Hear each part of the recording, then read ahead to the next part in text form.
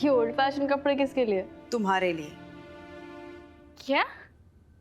शुरू से ही ढंग के कपड़े पहनती तो वो मवाली तुम्हारा पीछा नहीं करता। इसका मतलब तुम्हें लगता है कि जो आदमी मेरा पीछा कर रहा है वो मेरे कपड़ों की वजह से मेरा पीछा कर रहा है? I'm really sorry, लेकिन इस बार मैं तुम्हारी बात नहीं मानने वाली।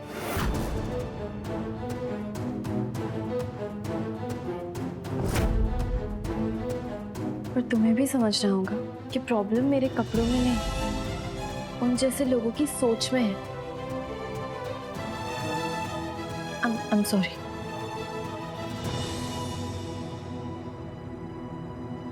मेरे लिए पहन ली।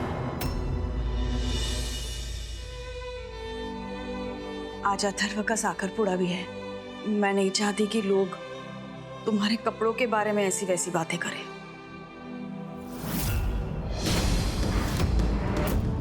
और फिर हाउस साहब को भी अच्छा लगेगा अगर तुम ये पहन लोगी तो।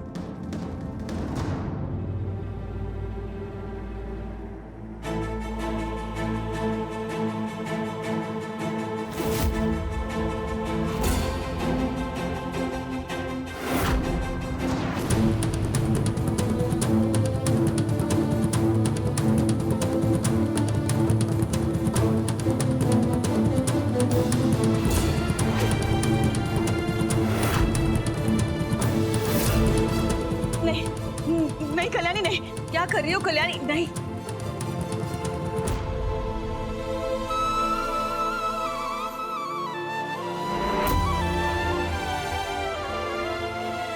टेंशन मत लो, तुम्हारे मीना कुमारी के जमाने वाले कपड़ों को ना मैं कुछ नहीं करने वाली।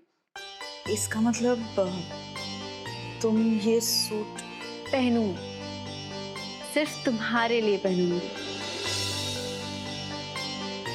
माई,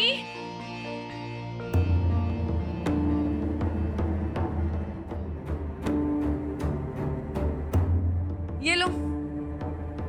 नेहा के घर वालों ने घर की सभी नौकरानियों के लिए साड़ी भेजी।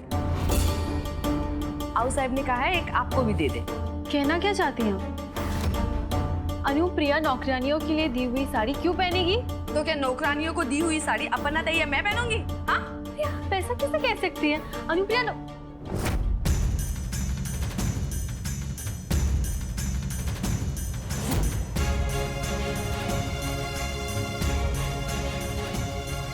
पहले आउटसाइड के डर से ये लोग अनुप्रिया को चुपके से जली गोटी सुनाते थे, लेकिन अब जब से आउटसाइड अनुप्रिया के खिलाफ हो गई है, घर के लोग तो अनुप्रिया के साथ खुलेआम ज्यादती कर रहे हैं।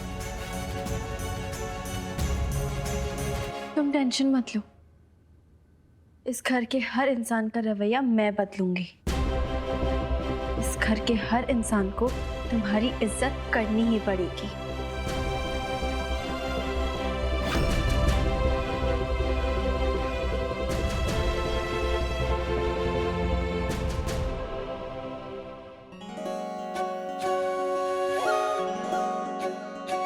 आइए, आओ।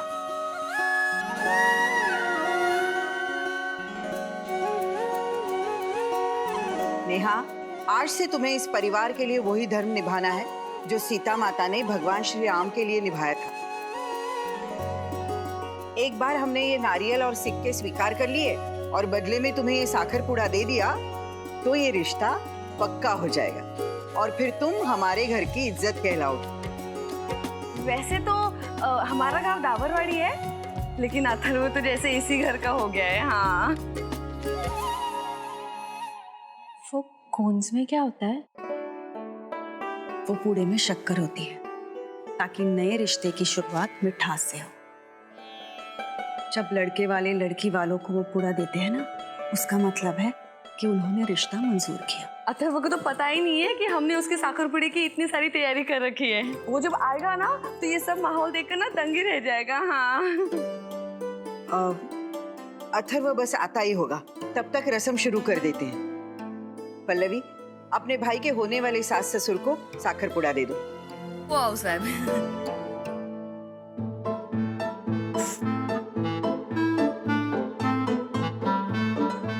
पल्लवी, ये क्या कर रही हो?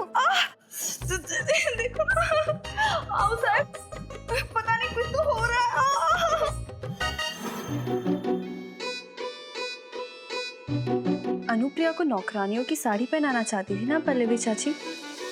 अब ये खुजली पाउडर बहुत भारी पड़ने वाला है।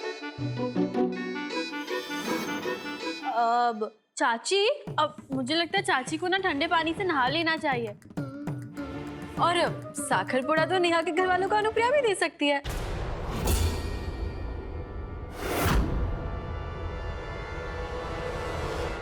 अब माना कि आप अथर्वा की बहन है, लेकिन आपके बाद सबसे गहरा रिश्ता तो अनुप्रिया का ही है ना अथर्वा के साथ। रस्म और रिवाज इतने आसानी से बदले नहीं जाते। पल्लवी का अथर्व के साथ खून का रिश्ता है, इसीलिए ये साखर पुड़ा पल्लवी को ही देना होगा। आओ पल्लवी। आओ सर। अगर ये रस्म अनुप्रिया जी ने कर भी दी तो क्या हुआ? आखिर ये रिश्ता कल्याणी की कोशिशों का ही नतीजा है और मुझे लगता है कि कल्याणी का हमें मान रखना चाहिए। आइए अनुप्रिया जी, आप साखर पुड़ा दीजिए। चाची आप जाके नहा लीजिए ना। आइए अनुप्रिया जी।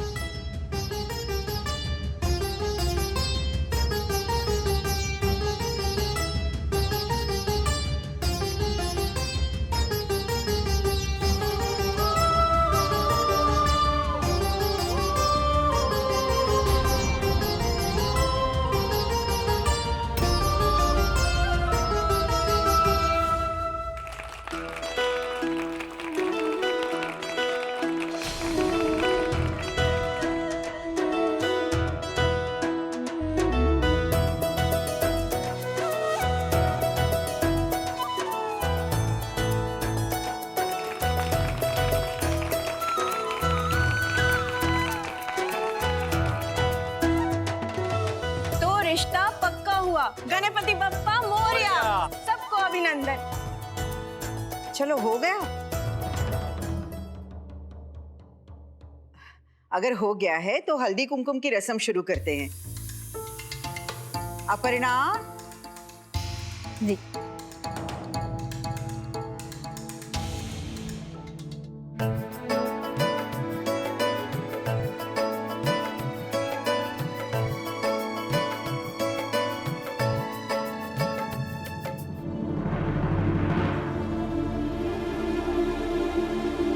आत्या, अनुप्रिया को तो लगाइए हल्दी कुमकुम।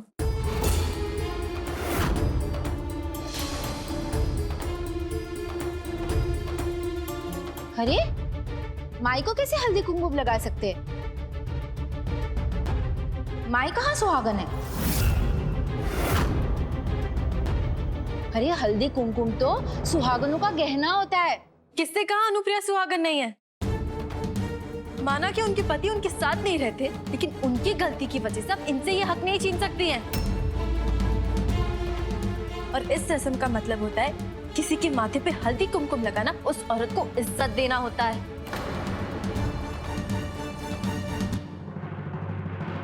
लेकिन इज्जत पति होने या ना होने से नहीं दी जाती है। इज्जत बर्ताव से दी जाती है, संस्कारों से दी जाती है। और इस घर में ऐसे कई लोग हैं जो उस इज्जत के लायक नहीं हैं।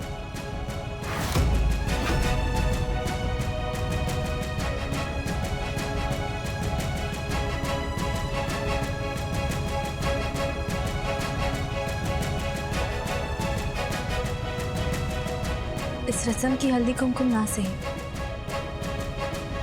पर सीता माँ के चरणों का सिंदूर तो तुम अपने माथे पे लगा सकती हो ना। इससे बड़ी इज्जत और क्या हो सकती है?